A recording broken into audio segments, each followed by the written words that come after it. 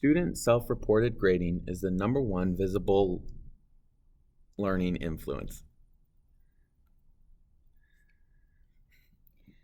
The idea of student self-reported grading is that students keep track of their own grades, either predicting what the grade on an assignment will be or actively reporting what grade they would give themselves. The benefit of self-reported grading is that students are able to see themselves making progress, as well as draw connections between what factors are contributing to their success.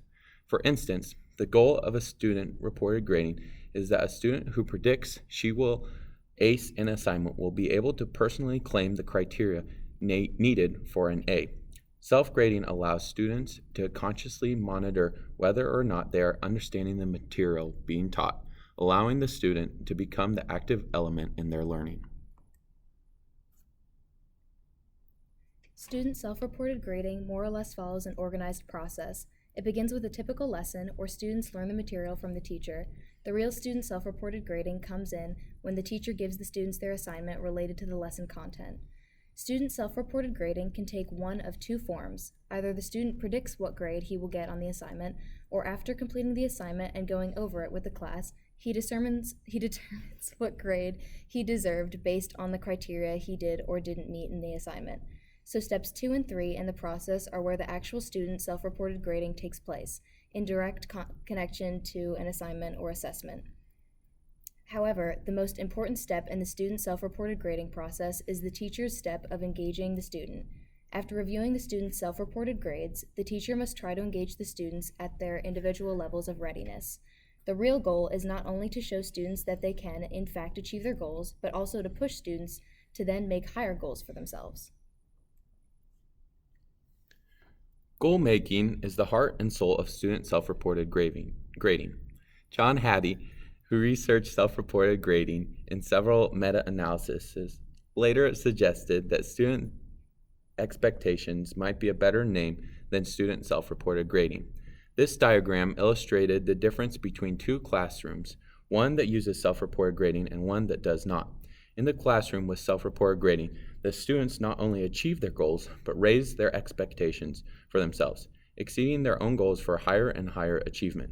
By contrast, in the classroom without student self-reported grading, the students are still learning, but because they are not being pushed to exceed their goals, their levels of achievement remain relatively stagnant. One of the most important criteria to consider when measuring the impact of student self-reported grading is validity.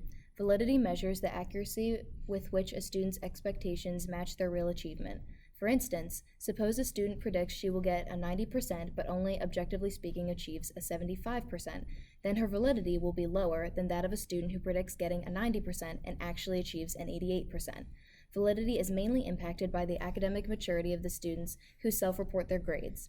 Students with high cognitive abilities with a track record of achievement will be able to better gauge what score they will be getting. Based on the studies conducted by Creed, Thomas, Mabe, and West, students with good work ethic and high cognitive capacities have higher validity.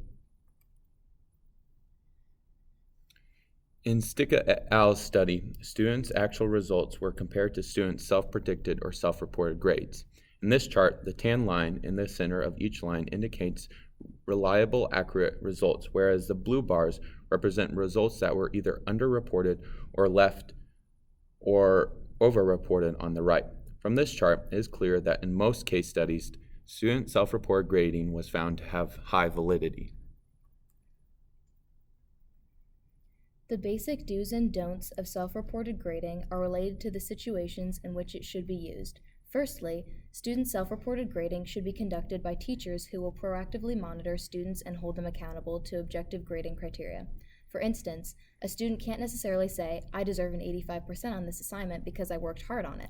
The rationale behind their expectation must be related to global criteria.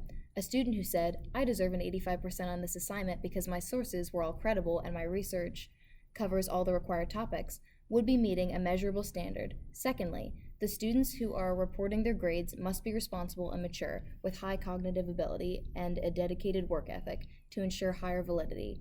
Finally, self-reported grading works best in what Ross called low-stakes situations. Student self-reported grading should take place in the academic setting, not in the workforce or in a professional environment, where the habit of exceeding personal expectations is not as pressing as attaining an objective goal.